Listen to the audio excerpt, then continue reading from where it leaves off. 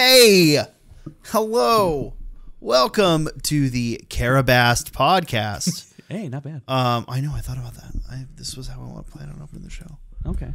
Are you gonna interrupt the whole show opening like I do? Anyways, welcome to the Carabast podcast, the only podcast about Cara Zeb Aurelios, our favorite Lasat. Frank, who's your favorite Lasat? I would say Zeb. Yeah. Oh, yeah. Okay, well then Zeb's my second favorite. Oh, who's your first? Joro T'Pol? Yeah, Jedi Master Joro Yeah. T'Pol. Guys, we are here talking about Mandalorian episode fucking something. Anyways, the most recent episode of The Mandalorian Season 3, which would be chapter God knows what. And I don't know the episode title because Frank normally does these, but I am excited. I'm ready to get started. The Pirate, chapter 21. Oh, yarg. Oh, yeah, that's right. We got that dope pirate intro. Yeah. We got Ugnaught Shmi, Ugnaught Shmi, yeah. which he's my new favorite. He's pretty great. I still love a good old Gorian Shard.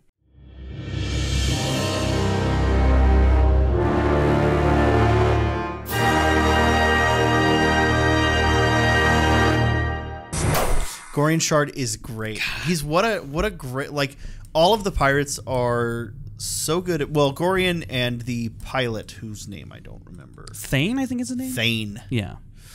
Did you watch this show? I did. And yeah, you know what? We just spoke about the show for 2 hours. Yeah, literally. Over on Apocaflix Movies with Jake Berlin and Brian That's right. Avalosino. So you can go check that out. Because we just talked about this for like 2 hours, we're going to kind of shorten this episode a little bit. Because a lot of you already watched that. We're going to link to that in the description, or not. We're probably going to forget. Sean, who's producing the show? Is it you or me? Technically, it's David. That's right. No. You can find all the information about the Apocaflix show that we did with Jake and Brian over there. We had a lot of fun. Hopefully we go back. Hopefully, they like us enough to ask us back. Well, again, the problem is they film. The problem is they go live when we film this. Yeah. So we had to kind of work some things out to make that work. So this episode, I think we're going to kind of just go in on the things we find really important about this episode. The most interesting stuff. There's some stuff that, I think is just cool and we're going to point out. Like, for example, we saw Zeb, which I don't have any deep thoughts on. I wonder where Callus is. The other point about this too was, when does this take place in relation to that epilogue from Rebels where Long after. Callus? You think so? Like with Callus and they go back. Callus and Zeb, they go back to whatever, I forget the planet. Lasat land. Yes.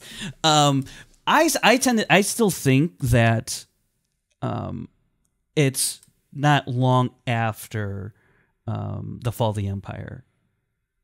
Well, I think that my implication, like that epilogue scene. Sure, my thought was that happens after the events of Rebels. I don't think Zeb necessarily stays on the crew of the Ghost. Right? I don't either. Yeah. Yeah, it's possible that him and Callus. I just literally said his name last episode. Callus. Yeah. Him and Callus go, leave prematurely, and maybe come back to join the rebellion.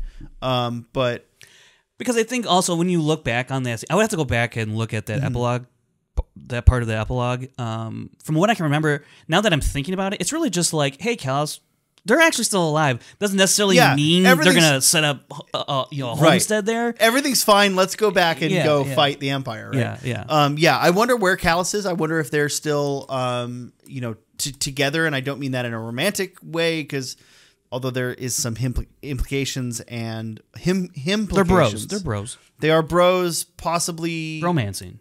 Possibly romancing. Yeah. Which, we're all for here at the Scoundrels Inc. Yeah, that's us. But also we had Carson Teva and Elia Kane. Trapper Wolf. If we didn't talk, we didn't talk about that. Table, Trapper Wolf was at the bar. All three of them. Who's the third? Rick. Yeah, and Rick Famuyiwa. And Deborah Chow. Oh, I didn't see Jeff. I didn't realize. Remember the trio they were in that one episode? Yeah, you're right. Okay. They were all at the table, and Dave had his hat on, and everything. When they blow up a ship.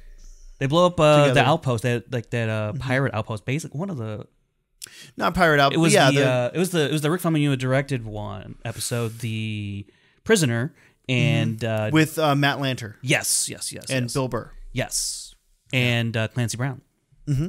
Oh, great episode by Rick. And Tonks. I don't know Tonks' actress name. I don't know either. But yeah, Tonks. Yeah. But we know him.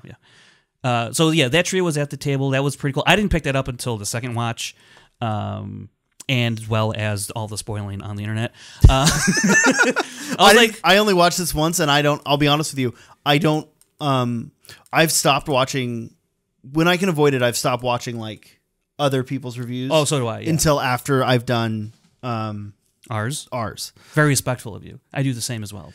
Well, it's not a respect thing. It's just sometimes I'll get it. I was paying you a compliment, and you're just like, "F off," right? Yeah, you're right. You look good. You're right. And you're like, "No, I'm not as good as you think." But also, maybe we should watch those to support our friends who are also fellow. Well, yeah, later on, like you said. Yeah, but you know as well as I do that early boost. Okay, really gets it going, which is why you should send this to your friends immediately when this airs. Friends, family, your grandma. I know she loves Mandalorian. Grandmas She's a big fan of that baby Grogu. Send us to your grandma. Yeah, please. But yeah, it was really, it took me by surprise. Yeah, the Zeb cameo, if you will, and I just love the fact that there's some sort of relationship between Carson Teva and Zeb. You know? Because there was a very much like a Zeb was so like. He felt the reason I didn't think it was Zeb because he felt like the mature one in the situation. Oh, hello. Just for the viewers, make it a little bit more. The reason I didn't think it was Zeb was because he kind of felt like the mature one in the situation, which I don't necessarily think is usually Zeb's thing. He's been through some stuff. But he's been through some stuff. It's been like 10 years since the events of Rebels.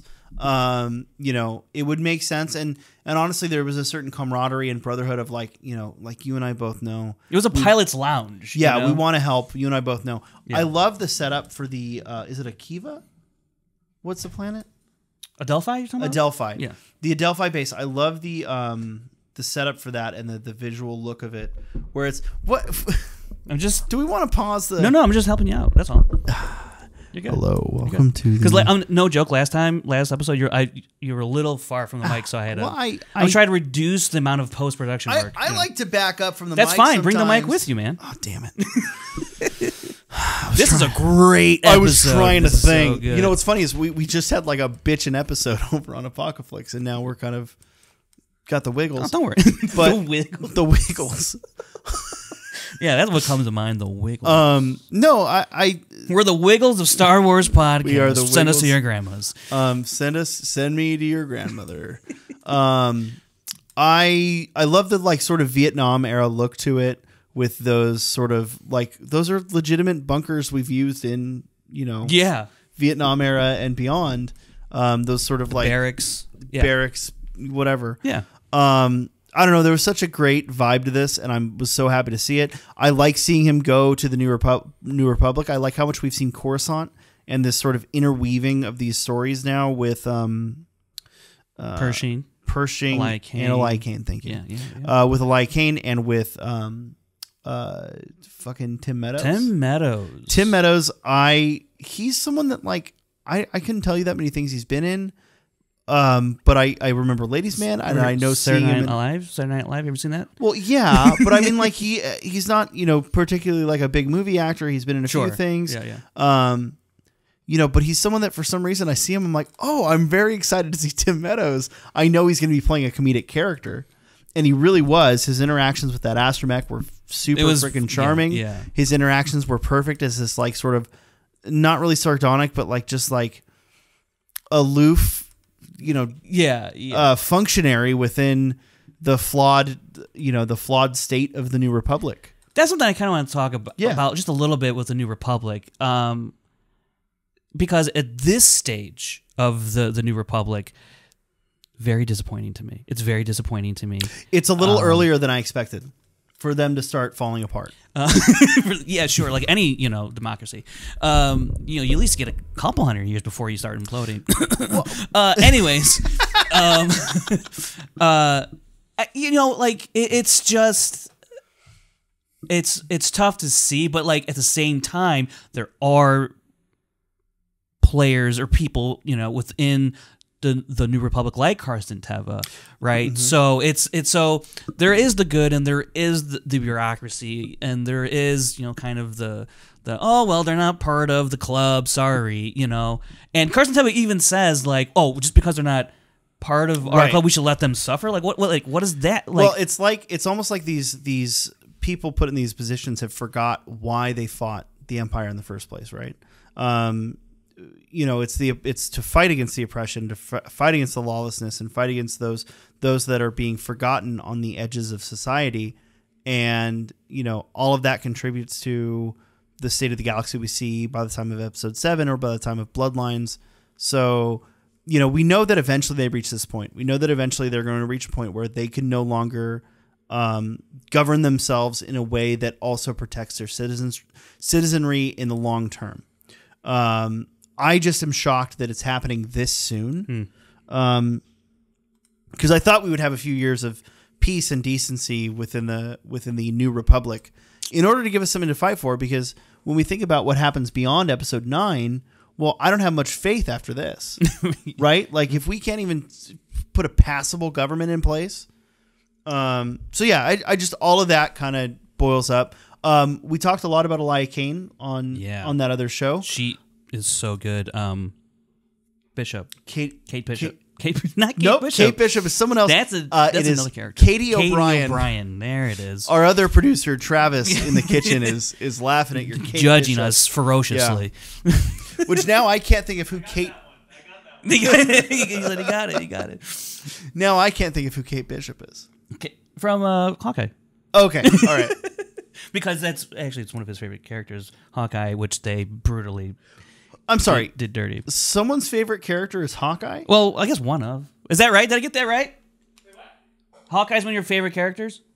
Matt Fraction's Hawkeye run. There we go. They adapted that series off of is my favorite run, and adapted is a loose term. You can hear. I was worried he was dripping with disappointment. I was worried. Well, I don't know if that even picks up on the mic. It might have. I was worried that he was saying that movie Hawkeye was one of his favorite characters. Once he said, once he. By the way, you can find his Disney Plus special April something 17th, I think. Anyways, Travis? No, not Travis. Yeah, Travis has a Disney Plus special coming up. No, Jeremy Renner. Anyways, he dodged death. Well, actually, he kind of wait. Travis? Yeah, probably. He's been in like 17 car accidents. Yeah, Reservations premieres on Disney Plus sometime this December. But no, he also has an interview coming up with Diane Sawyer about his accident. Yeah, Diane Sawyer, Disney Plus. Yeah, dude, ABC's running wild with that platform. He also has music available to stream on Spotify. It's not good. Have you got the Jeremy Renner app? They closed it down. Yeah, he shut it down. Yeah, it's been shut down for a while. It got real ugly real fast. So what happened to all my Renner bucks? You gotta transfer them. You see FTX, it's like that. Yeah. Oh man, what a great episode so far this is.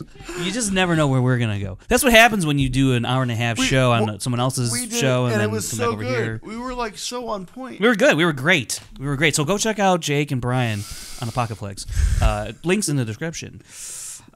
Look, Elia Kane, played by Katie O'Brien. She is phenomenal in this role. I hate the character's guts, and that's how great Katie O'Brien is in this role. And when she busts into that meeting that Carson's having with Tim Meadows, I forget his Colonel something. I don't know. I have no idea. She's like, "Well, in the commissary, I'm going to the commissary. I'm like, "Get the hell out of here, you sneaky spy!" Because I love the look she gives Teva when Teva mentions because they show you that he eyes her patch, right? Her thing, knowing that she's amnesty part of the program. Yeah. And he mentions Moff Gideon escaped, and she gives this look. That, did she give a look, or is she just stoic? I thought. No, they do but let you know that pay attention. Yeah. Not that anyone else in the room noticed. It's for us as an audience that she's thinking. Which, honestly, we didn't really talk about this on the other show, so I do want to talk about this here. Who she works for?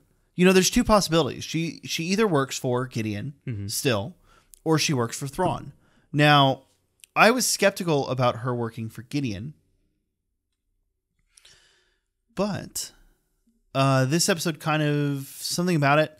The way she reacted there, the fact that she's kind of playing interference with Teva makes me think that maybe she still works with Gideon. However, I've got a Thrawn theory that we're going to get to when we get to the end of the episode. Okay, cool.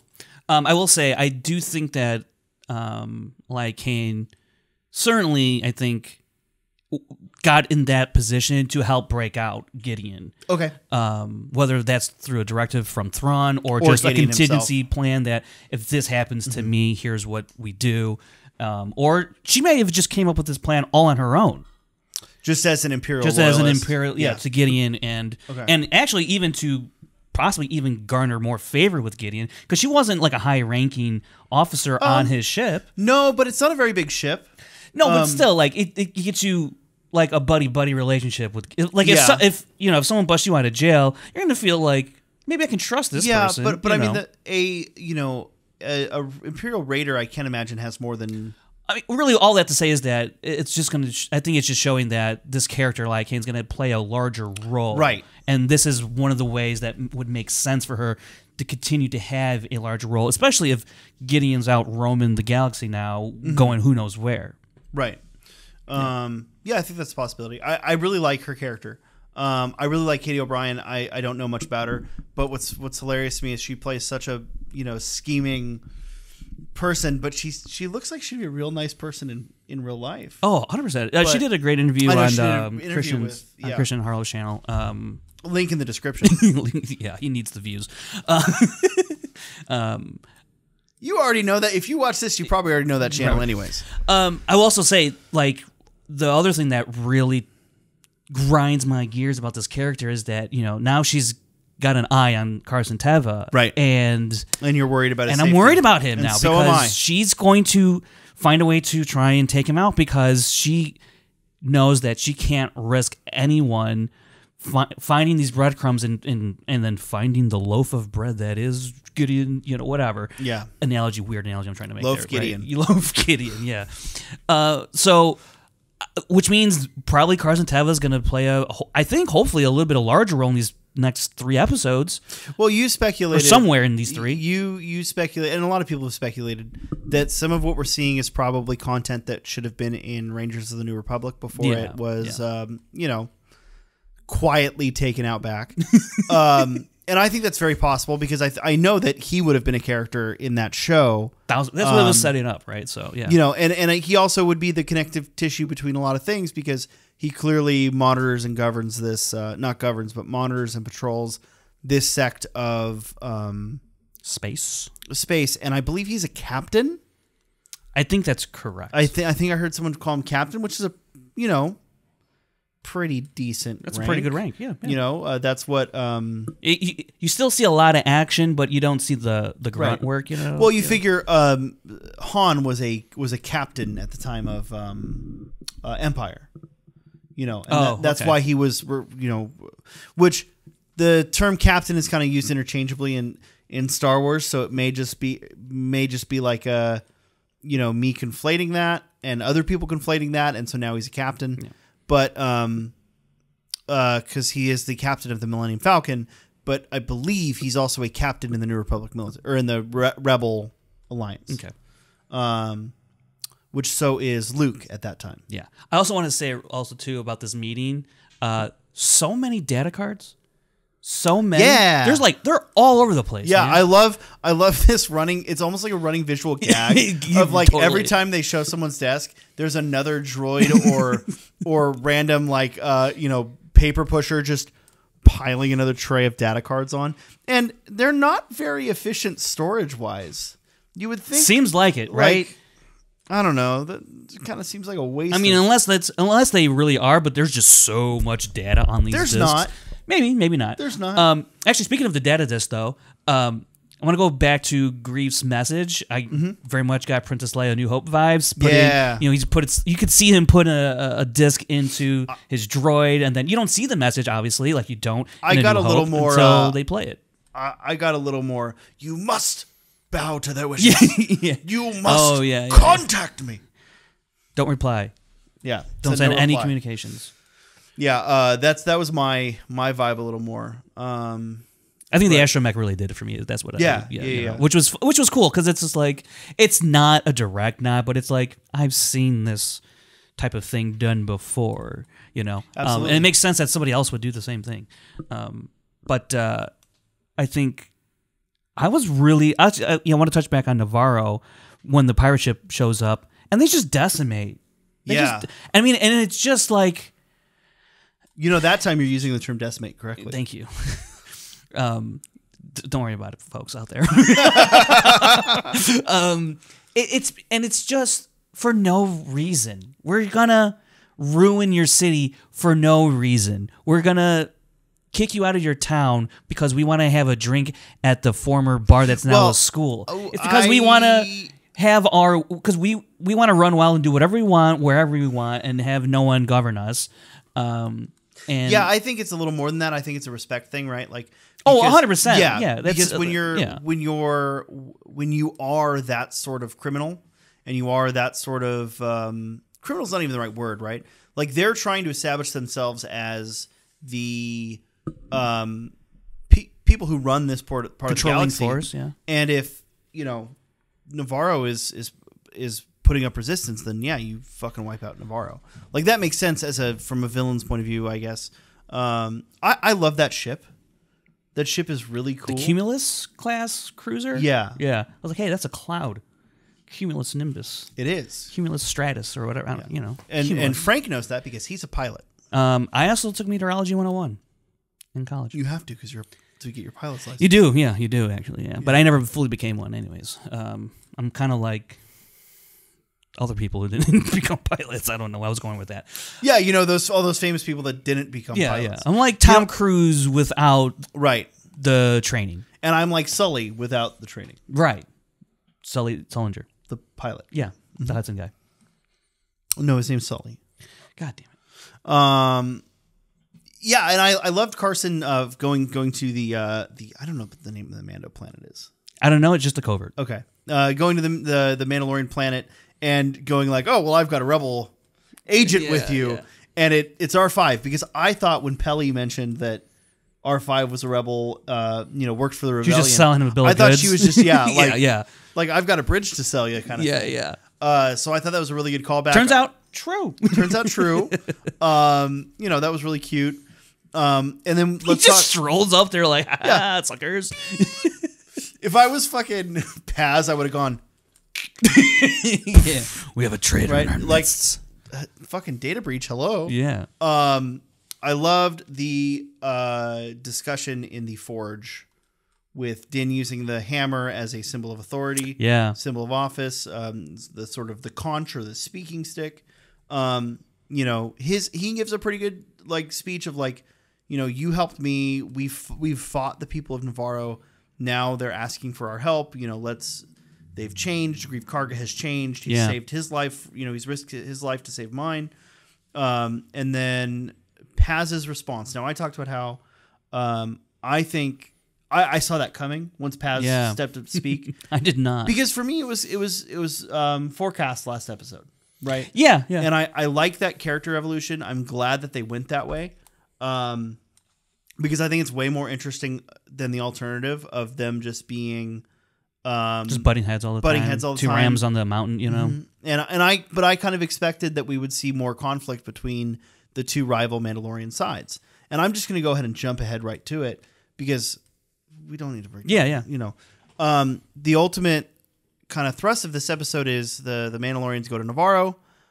We see them have a great fucking kick-ass fight that we could break down the details of, but you watched it. You don't need us to do that. Awesome. But let's talk about... Love the execution. Yeah, it was great.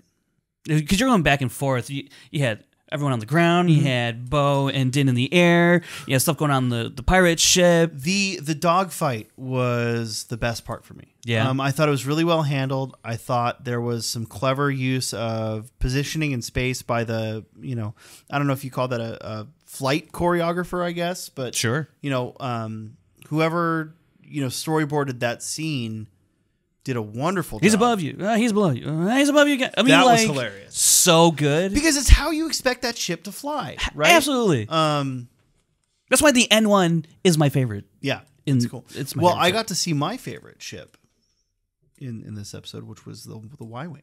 Oh yeah, on the Dolphin. Yeah. Actually, I love all the ships in this episode. The Y-wing, the N1 is And it's I'm glad they opened like that shot with the Y-wing because they didn't have to. They could have No. just used the X-wing. They could have used another X-wing, but then we also saw the Y-wings on the planet being worked on with the back. The Y-wings have those weird engine shrouds.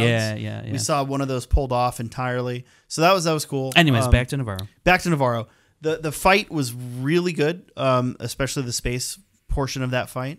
But they end up claiming all the land between the lava flats and Bullock Canyon. Bullock Canyon. Which I did not catch the first watch.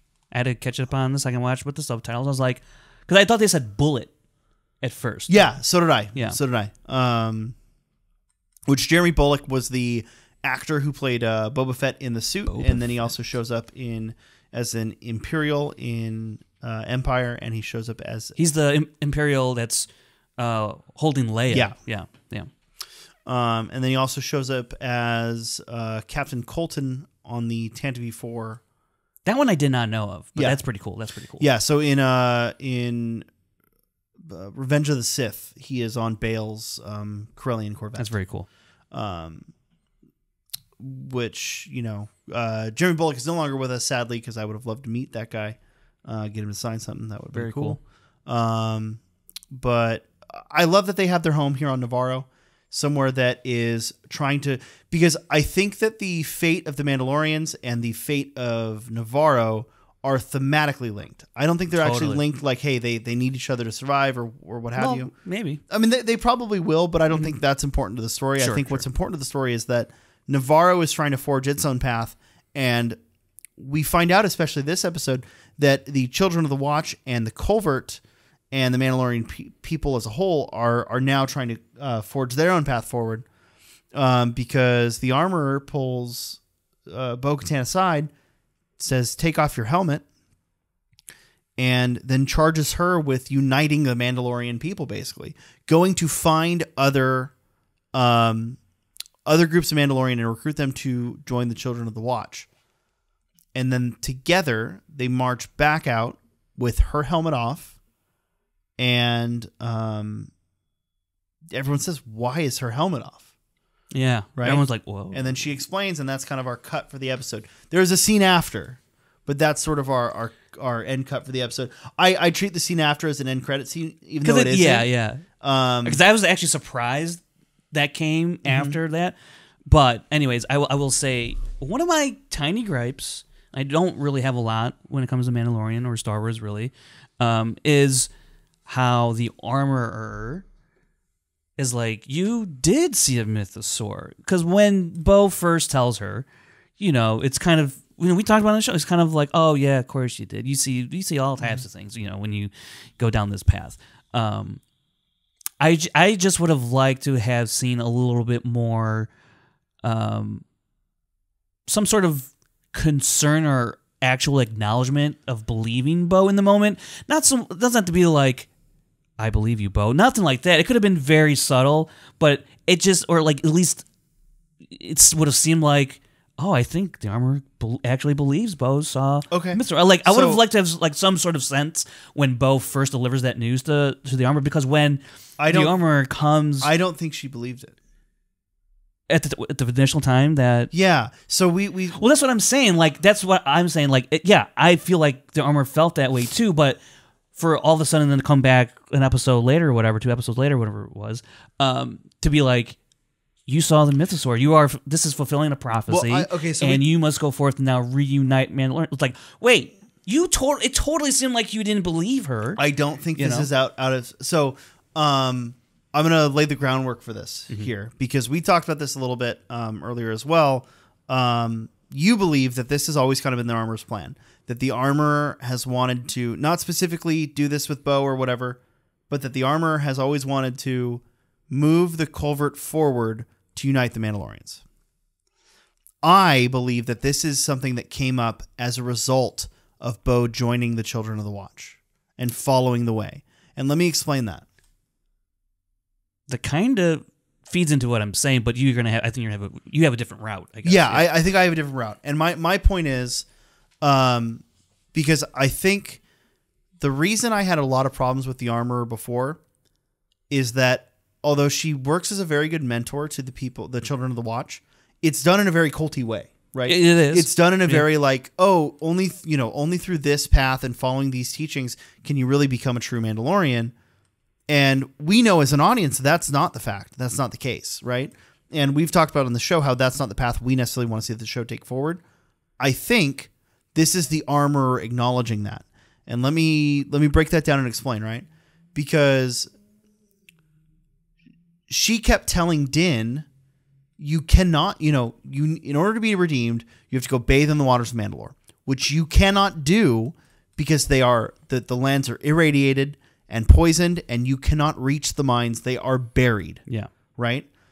I don't think she was just telling Din to see, I wonder if he'll do that. I think she legitimately believed that. I would agree with that, okay. Yeah.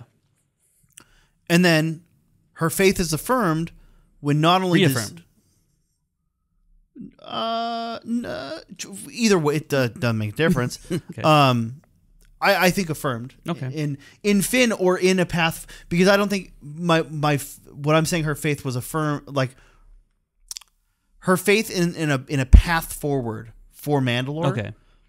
I think has been built over the last several episodes. I think we're actually seeing character growth and development out of the Armorer. Oh, totally. I would agree with that. And by that, and like through Din and Bo, because we see Din returns not only just with himself having bathed in the waters, provably and observably, but with Bo-Katan Kryze, former Mandalore, and I want to specify here, when I say Mandalore in this sense, it means leader of the Mandalorian people, right?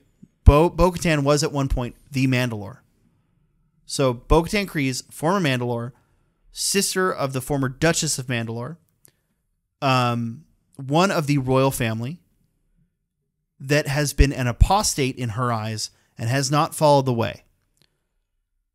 But Din has managed to get her to also bathe in the waters of Mandalore, and she has not since removed her helmet, and she has agreed to join the Culvert. And in being part of the Culvert, she has proven that despite not following the way all of her life, she has all of the traits that they want in a strong Mandalorian. She goes out of her way to cleverly chase the raptor beast. She helps rescue the foundling. She clearly has a great grasp of combat and strategy that the rest of the Culvert does not have. Yeah. Right? She is part of this thrust to prove, hey, we need to go bring ourselves into the light. And because Bo and Din are the ones that are like, we need to bring ourselves out of the light, not the Armorer. But interestingly enough, the Armorer does not push back against You're right. this. You're right. And I don't think that's a clue that this has been her plan all along. I just think, and I think that maybe eventually this would have been her plan, right? But I think she saw it another decade down the line. Right? And so that's why I'm kind of saying Din and I'm seeing this as Din and Bo as our protagonists acting on a secondary character. Right? From a writing standpoint, that's what it is. Right? Din and Bo as our protagonists are acting on a secondary character and exerting their protagonist influence over a secondary character. Because that's how things are written, right? Things aren't written where, although The Mandalorian has sometimes been written where Din is the blank slate that's acted upon by others. Sure. Right? Yeah. That's a whole other discussion. Which comes to fruition in this. A little bit. Why he goes to Navarro. It's like, a little bit. Yeah. But that's also him upholding his moral code to a point, right? Yeah. Like sometimes that's a flaw of Din. That's a character flaw of Din, right? He sometimes needs to be shown the way because he doesn't know any better, right? Right. And when I say the way, I don't mean the Mandalorian way. I just mean the proper way for him to move forward as a as a good person, as a good man. So yeah, I think that the Armorer legitimately had a change of heart due to the events of the past several days, weeks, months, whatever, however long it's been, with Bo and with Din. I think that her asking Bo to remove the helmet is not her following a plan she's always had. I think that is showing her character development of going, you have proven to me that despite not following the ways your entire life, seeing the ways as something secondary, seeing them as esoteric tradition, you have proven to me that you still have what it takes and the signs and the traits and the hallmarks of being a proud Mandalorian warrior, right? Because ultimately everything we've seen about the Mandalorians, at least that closely orbit Din, they all have good intentions, right? Because what does Paz say? Paz says, why should we risk our lives to help these people who would not help us? And then he says, because we are Mandalorian, this is the way. It is the first time that someone has said this is the way from the culvert, and it has actually had a positive path forward or a positive impact, and not just been outside of them, or just in general. You're saying? Well, I mean, there's been some impactful times where Din said it, but Paz, for the most part, has been this sort of antagonism character, and now he's got this very profound moment of he ends that speech with "This is the way," and I've always thought it was something dumb. I hate that it's on T-shirts, or I hate that everyone always quotes it, right? Like, I get it. You need your dumb quote, like "May the Force be with you," or "Size matters not," what have you. Yeah, those are dumb. You're right. You know what I mean, right? Yes, I know. There are these quotes that are like totally that are like overused and you especially don't like it. You just don't like the covert as a representation of Mandalorian as a whole. And this is I don't like it as this. You misunderstand me. Okay. I don't like it as the sole representation. Yes, that's what. Yeah, that's what. Yeah, right. Yeah. But I liked its use here because yes, this is the way to be Mandalorian, right? It not about wearing a helmet, not about whatever. It's about being a proud warrior culture and protecting the people that deserve your protection, right? Din has an obligation to Grief, to help Grief. Yeah. Paz has an obligation to Din, not because he rescued his son, because that even the playing field, right? Right. Paz has an obligation to Din because they are both Mandalorian, right? That's the obligation there. And Paz has answered that call before with Grogu, so which he talks about in his speech, But that's what I'm saying. That's what evened the playing field last episode when Din helped rescue Ragnar. Yeah. So that evened the scales.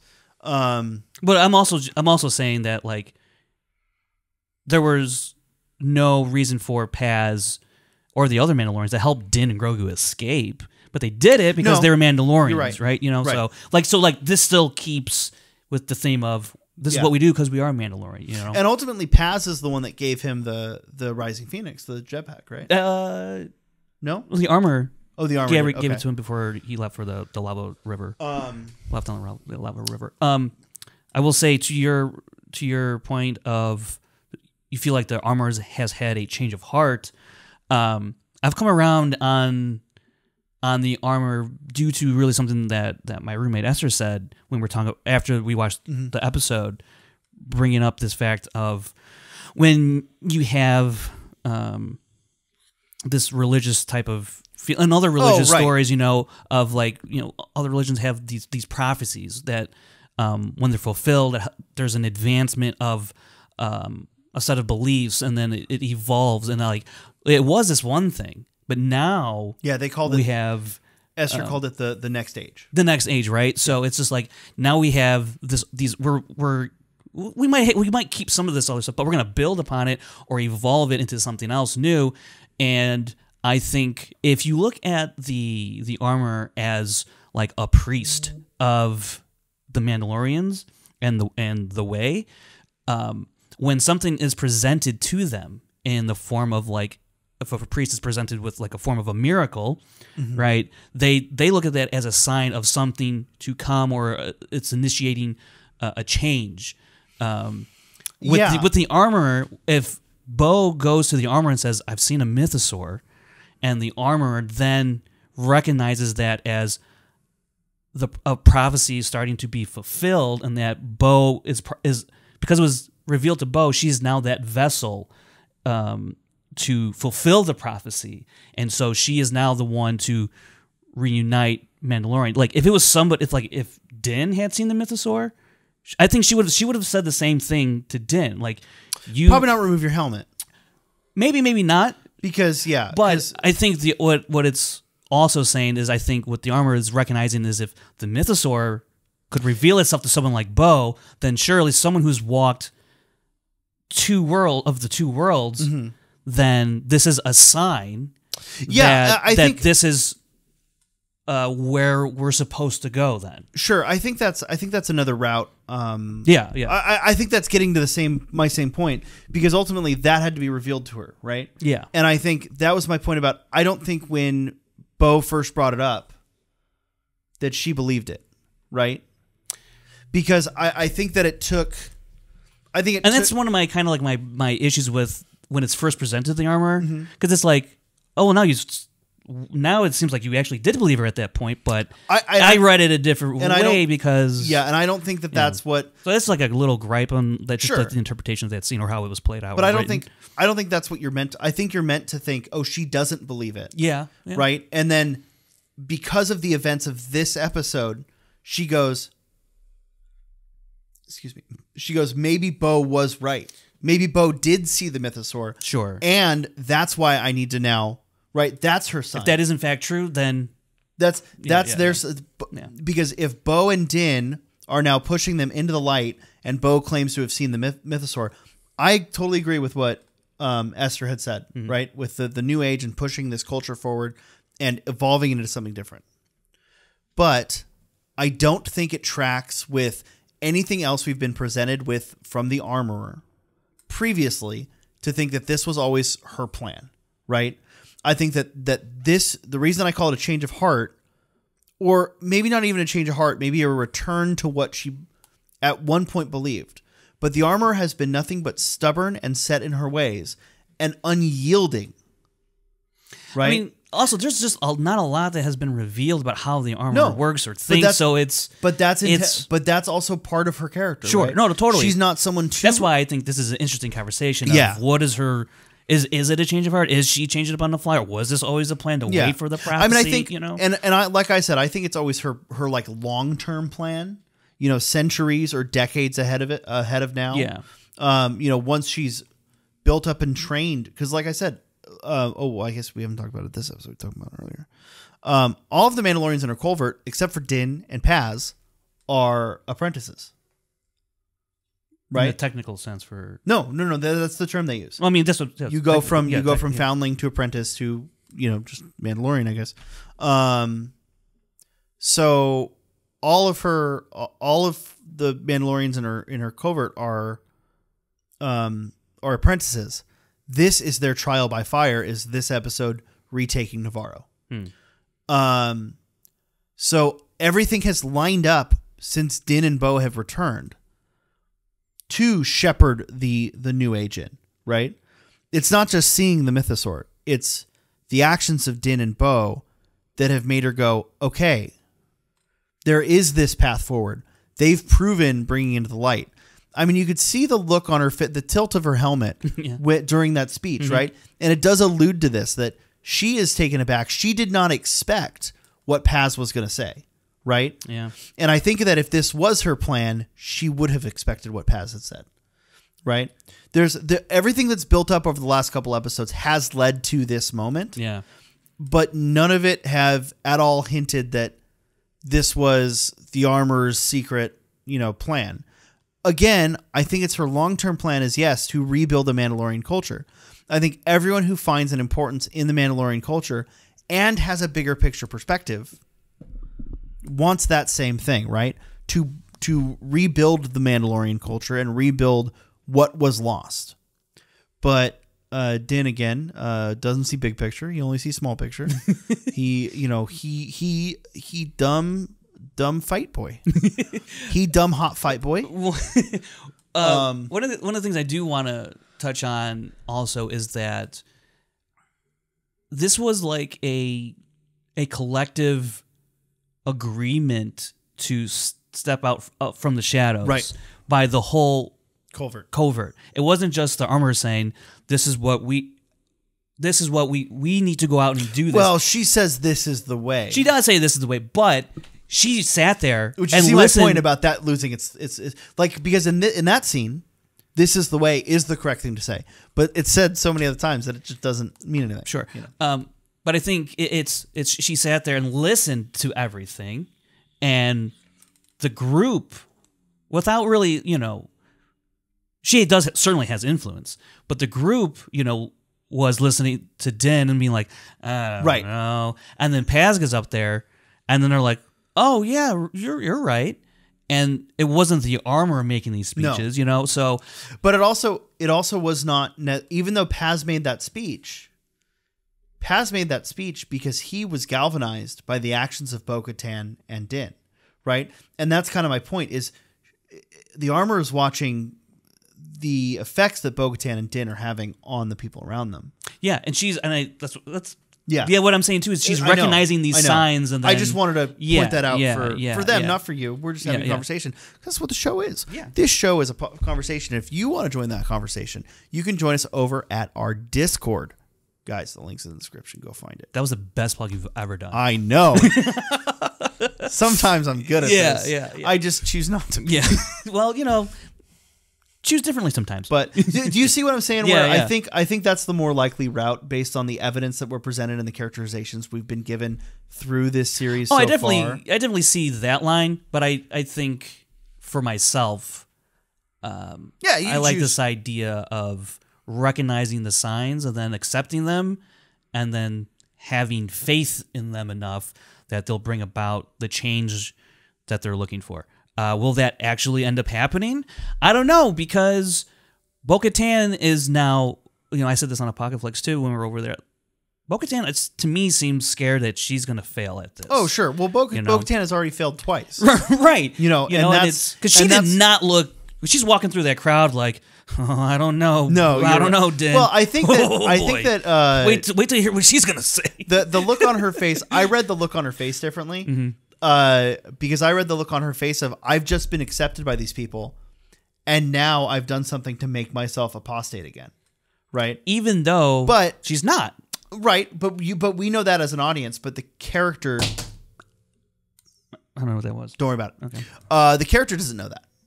The character is worried because we've seen. I guess there's a bit of. Think of where we saw Bo-Katan at the start of the season, right? We saw her alone on her familial lands. And dejected and literally just skulking, and it wasn't. Is it skulking or sulking? A little bit of both. Okay, both are words. Yeah, I trust. To skulk means to sneak in the darkness, which was not the word I meant. Okay. I meant sulking. Okay, but a little bit. She is a little bit skulking as well. I had to get you for the decimate. Right? So. You absolutely did, and you're absolutely right to do it. You did very good on that one. Let's leave it at that. I teed you up for another one. I know. I did very well on that one. I was going to give it. I was, but I was being a nice guy. I teed you up. This is the way. Lost all meaning. Anyways, it has. It really has. Where was Brain? Where were we? Where was Brain? Where were we? Brain. Yeah, because Bo-Katan started the season at a very low point. Yeah. Sulking, you might say. Sulking.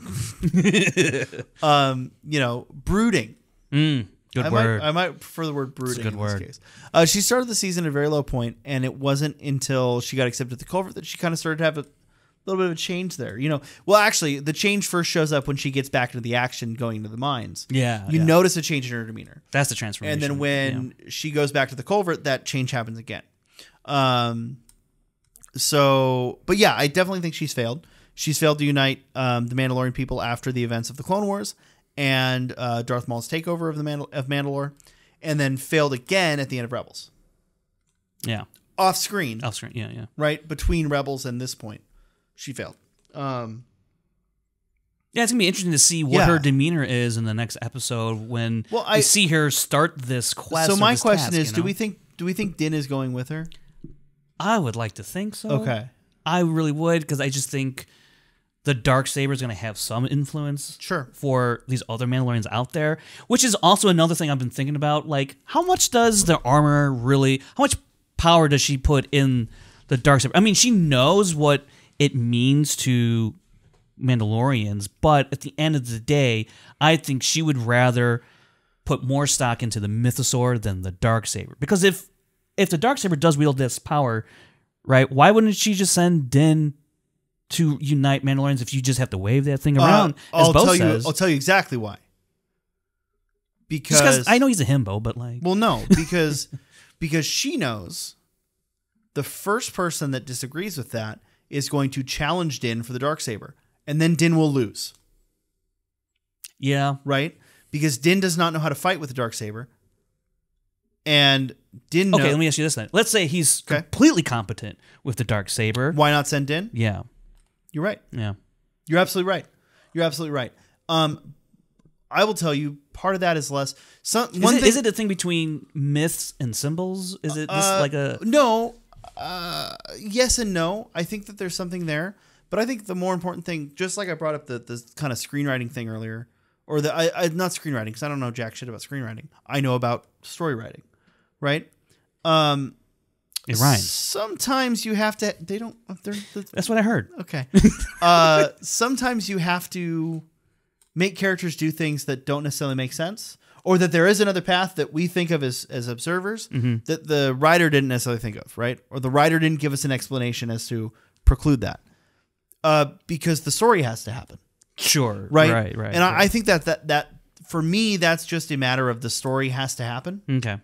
Yeah, sure, I can see that. But yeah, I think the combination of Din being here with the Darksaber and Bo having seen the signs of the mythosaur and them coming out into the light, I think everything is coming together to make this a thing, right? They have a powerful platform.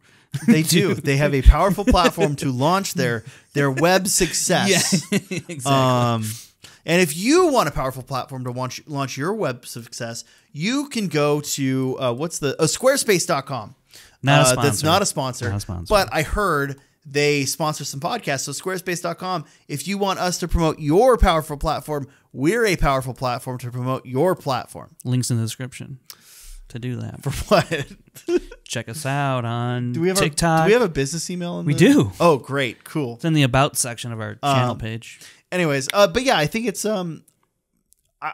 because for me, I think this is leading to ultimately what I've wanted. This whole show is Din and Bo have to reconcile their two beliefs, right? Their two ways of thinking and their two ways of viewing things. Because I think that the Armorer has begun to reconcile that, right?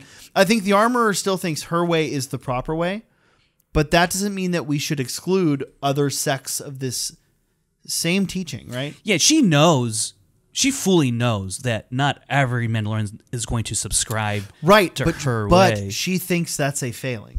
She has acknowledged that not every Mandalorian removes her helmet. I forget when, but I know at some point she has acknowledged that and then said, and that is why the people... Because both... Yeah, she does say that at one point to Din. Was it in Book of Boba Fett? It might have been in Book of Boba Fett. Yeah. You know. That's right, because she does say that. I think he says something like, I have met other Mandalorians who do not, whatever. Who didn't wear their helmets and blah, blah, blah. Yeah, so that would be interesting. Yeah. I think that's the path we're going down. And I guess my whole thought on the Armorer's motives does compound off that, where I think the point of this show is for all of the Mandalorian different ways of view and teaching need to learn from each other. Yeah. And for us to just assume that, well, the Armorer's always had this plan and the Armorer always knew the right path forward, to me, that detracts to what I see as the main theme of what we've had in this season. Because this season has been all about Din learning the history of Mandalore and Bo learning why that faith is relevant. Reconnecting. And the Armorer and Paz are both also learning in this experience as well. And that overall is making them better characters. And in this case, I'm not talking from a writing standpoint. I'm talking about like a personal standpoint. It's improving their character as Mandalorians. Yeah, I mean, this is, again, what I really like about this season is how much we're getting into exploring Mandalorian, the ways, the culture, the lore. I know for some people out there it seems meandering or it's not very focused. Yeah, for me. Yeah. I said that. Yeah, I know. But I mean, I think. But I think this episode is the one that rights the ship for me. Sure. And that's why I feel so strongly about like a lot of this, and my interpretation of this is because it literally righted the ship for me. It is showing us a path forward. Yeah, I do think this season has been a little meandery so far. Partly because it's shoehorning all the Rangers of the Republic stuff that I love. Yeah. I just don't see it as integral to the overall story of this show. It's integral to the overall story of where we're going with Star Wars. Now, the last thing I want to talk about before we move on to questions. Moff Gideon. Moff. So, the couple possibilities. He could have been kidnapped by someone posing as Mandalorian. He could have been actually kidnapped by the Mandalorians in order to punish him, or in order to find some of his secret tech that he was working on for the Empire. He could have been kidnapped by the Mandalorian super commandos like Gar Saxon that we see in Rebels, that are Imperial aligned Mandalorians. However, I've got a theory. Okay, let's hear it. Well, first, do you subscribe to any of those possibilities? So my first inclination is, do not try and overthink. Sure. What comes to mind, and trust that, or put some trust that how the show is, how I receive the show is what they wanted me to get and where they wanted me to go without saying stuff. And my mind immediately went to, well, I wonder if, because it was brought up in the beginning of the season, I wonder if this is some of the Mandalorians that stole the ship, that stole the cruiser and left Bo-Katan, left her stranded, like or whatever. Costco Reeves. Yeah, like that group of Mandalorians, right? I wonder if they're behind this kidnapping, rescue attempt, whatever it may actually be. I don't know, but as a group of people who are responsible for it, that was where my mind went first. Is it right? I don't know, and I can't wait to find out what actually happened. So, who have we seen in this show, in a prior season, looking for information on Imperial high-ranking military officials? Ahsoka. Ahsoka Tano. Really? Yeah. She doesn't wear Beskar, though. No. So if Ahsoka Tano kidnapped Gideon, why would there be Beskar? Are you trying to allude to Sabine? Oh, hey, Sabine wears Beskar, doesn't she? That's such a good point. Yeah. I think Ahsoka and Sabine kidnapped Moff Gideon and killed New Republic soldiers. Oh, damn. Yeah. Theory fault. Womp womp. Thank you. Anyways. Actually, you know what? I saw that on Alex Amali's stream earlier today. Oh, did they? Someone put that in Super Chat. And honestly, Alex was like, oh, that's great. And I was also like, oh, that's really great. But then someone else in the chat brought up, and you think they would have killed New Republic soldiers? And then we were all like, oh, yeah, it is a good point. What a great theory. This is why I don't watch. I know. Their show is normally not on at the time I'm at work. It's usually later, so I never really catch it live. Yeah. I always catch it post. But I was like, I'll watch. This is a cool, whatever stream. But anyways, that's so. Okay. Yeah. No. Yeah. Well, the other thing that I found the flaw in the. But what if they got there late, and Well, I don't know. My problem is if Sabine took a hit hard enough to break off a chunk of Beskar, she would not be alive. Yeah, probably. And Sabine does not wear full armor; she wears very sparse armor with regular clothing under. So, yeah. All right, let's go to the. You got one already. The questions that are the Mandalorian-centric questions on this episode. The other ones will be answered on our Bad Batch review on Monday. And we're going to start off with Ihait Nama. This person never tells us how to pronounce it. And they also said they don't know. But they could also just come up with, this is what I want. Anyways, if you have the time, I think it is Ihait Nama. Yeah, I'm going to keep working on it as well. They ask, do you think Bo-Katan will have to come in contact with the Mandalorians who saved Gideon in the next few episodes? So it sounds like they already assume it is Mandalorians. And that's where my mind went. So I do think yes. Yeah. And that's what's going to create conflict and a point of conflict for Bo-Katan to wrestle with these Mandalorians she used to ride with, right? And now this covert, the Children of the Watch, that she seemingly rides with now, and it's going to be a real point of contention for Bo-Katan, and also make it a real hard sell for those Mandalorians to come together with the Children of the Watch, and that's going to be a real trying time for Bo, and probably for Din as well. He'll be involved. Well, I think it depends on what their motivation is. I think the most likely answer is that yes, they're the ones that kidnapped Gideon. I do think it is a kidnapping. Yeah. My only question is to what purpose, and I think that will depend on their reaction to that. So I still think we don't have enough information. I would bet we find out next episode. This show does move pretty fast. With the way this show moves, we're going to know in next episode. Because honestly, I will say too, when they finally agree to like go rescue Navarro, you thought there'd be another episode. No, I thought there was going to be like some sort of training montage of like Bo training of like, you're going to be a well-oiled military unit. I was like, yeah, train them to be a military unit because they were LARPing last episode. And then all of a sudden, they're like, okay, now you're dropping under. I was like, oh, okay, we're moving quickly, cool. Yeah. But yeah, the way the show moves, you're probably right. We'll find out next week. Yeah. So, real quick, John Booz asked if Ragnar was the biological father of Paz. This came out right. You mean the reverse of that? No. Ragnar's the father of Paz? Is that what you asked? Yeah. The answer to that question is no. He has a follow-up question. Oh, okay. Is Paz the biological father of Ragnar? Or was he found like Grogu, et cetera, et cetera?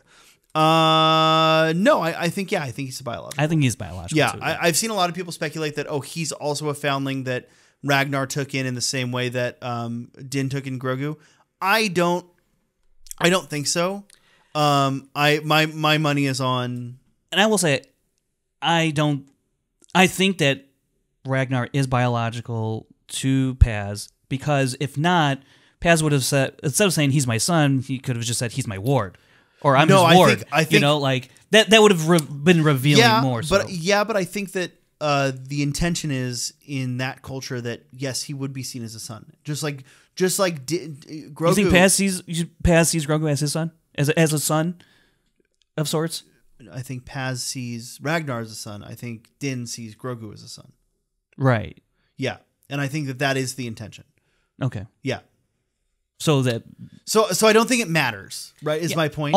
Ultimately, right? Probably not. I don't think ultimately it matters. I think ultimately it's the same for their culture. For them, it's the same, and I really like that. Like, and I also think that's true of people who adopt children, right? Like, oh, sure, totally. You don't see any difference between biological or. I have some friends in a very non-traditional relationship, and therefore have a child that is not biologically theirs, and they don't. Yeah. I've had heart-to-hearts with them about it. They do not see any difference, and I think that's the proper way to do it. Like as far as parenting goes, and clearly the covert and the armored look at Grogu as you want to be a Mandalorian? Come on down, we'll show you. So which is very cool. And everyone this season especially started referring to Grogu as his son or Din as Grogu's dad. Yeah. Janine the Bean asked, nope, that's for next week, for Monday. Thomas H.H. just asked him, was it Mandalorians who rescued Gideon? He says he has doubts. I have doubts. I have some doubts too, right? I think it's fair. I think part of me wants it to be a frame job. Yeah, because that would be interesting. I think that would be a more interesting plot to follow. But I have a feeling we'll just find out next week. True. If it is a frame job, then we will not find out next week.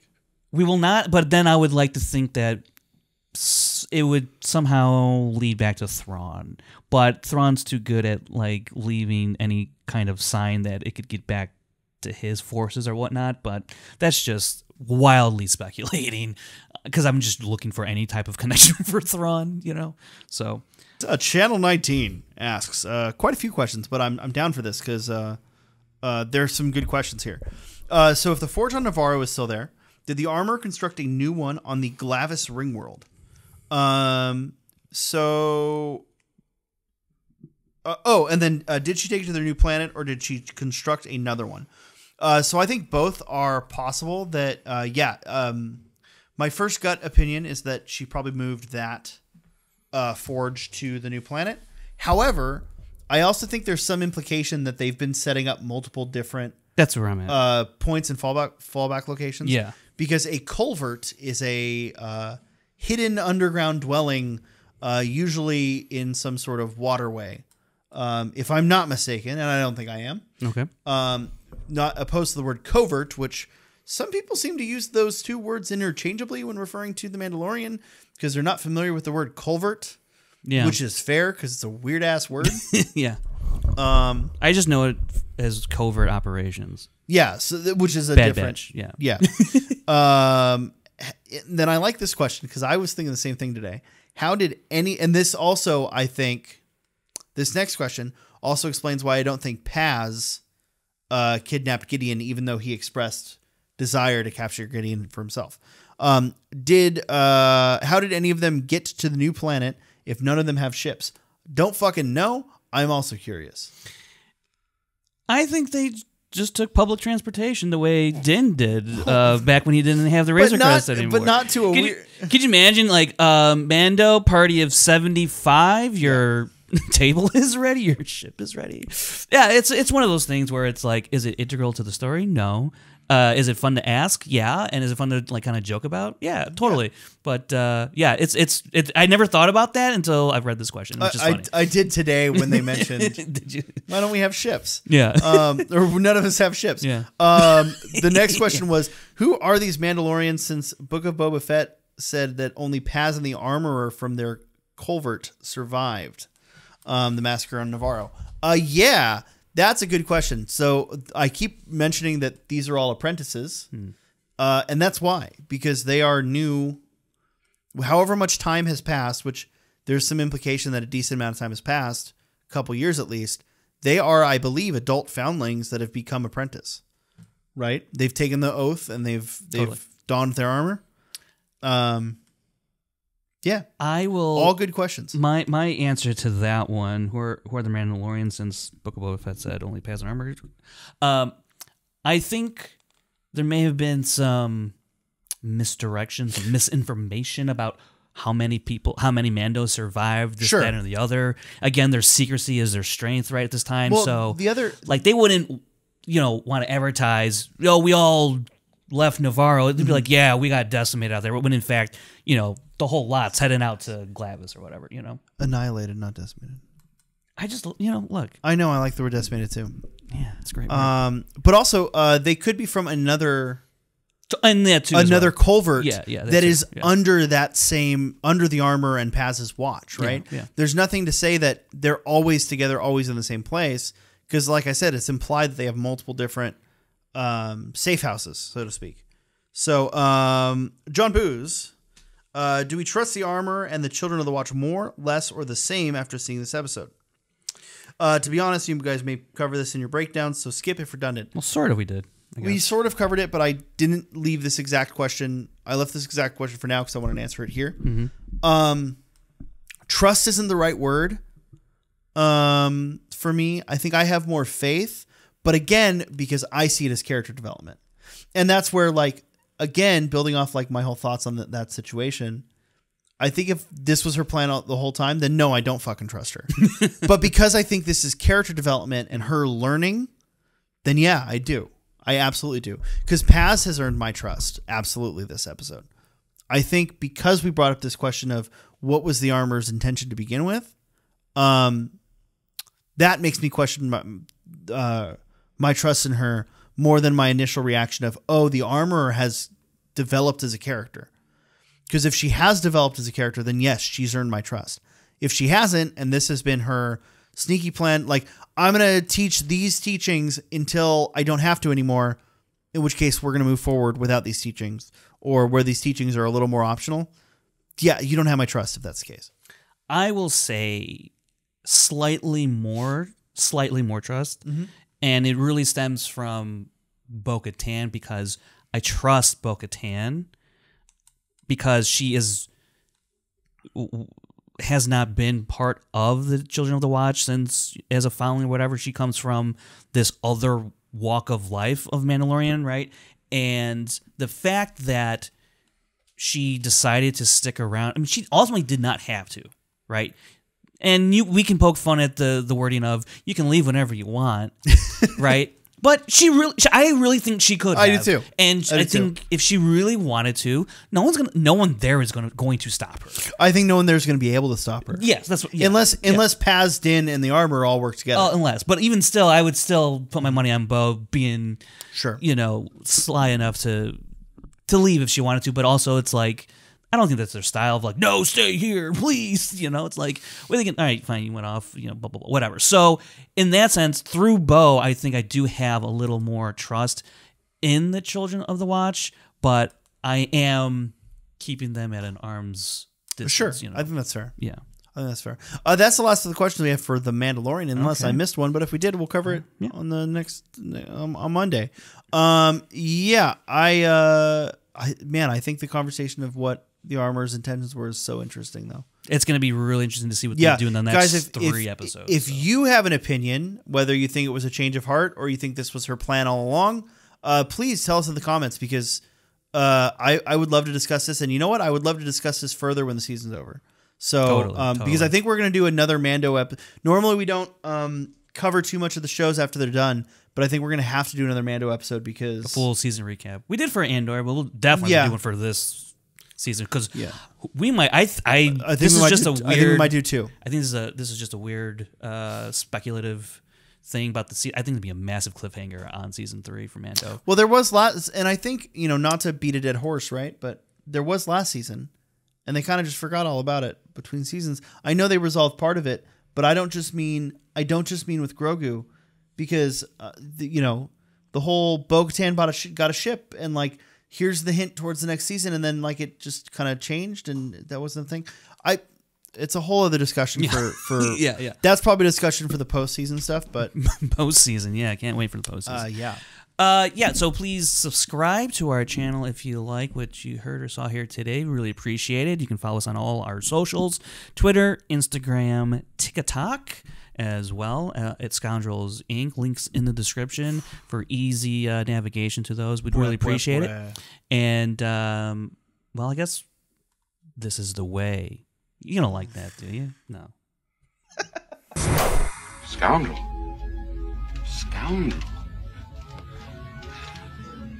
I like the sound of that.